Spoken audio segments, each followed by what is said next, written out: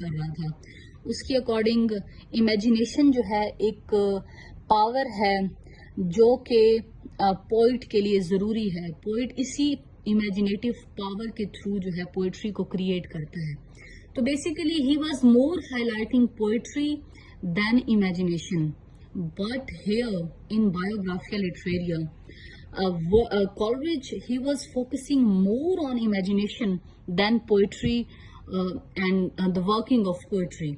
So उसने imagination को जो है एक साइंटिफिकली हम कह सकते हैं ऑब्जर्व किया और उसके ऊपर जो है अपनी critic the.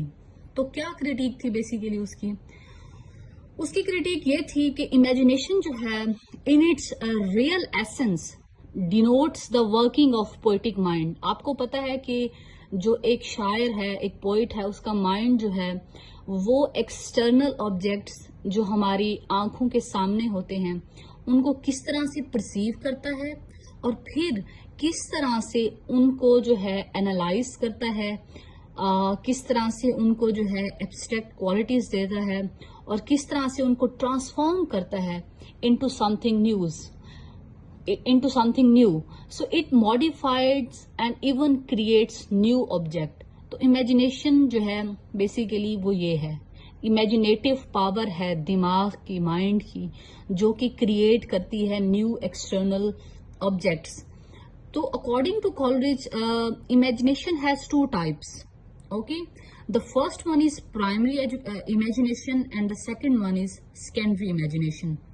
Although there was no difference earlier before primary and secondary imagination, but for the very first time he gave the difference between these two terms. The first one is, according to him, the primary imagination is the living power and prime agent of all human perception. Yes, that's true. Primary is perceiving the impression of the outer world through the senses.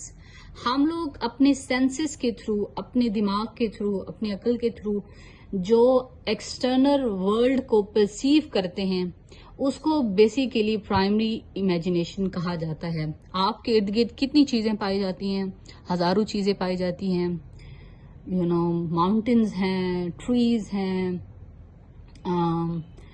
Like fields हैं, houses हैं, like each and everything which is present in universe.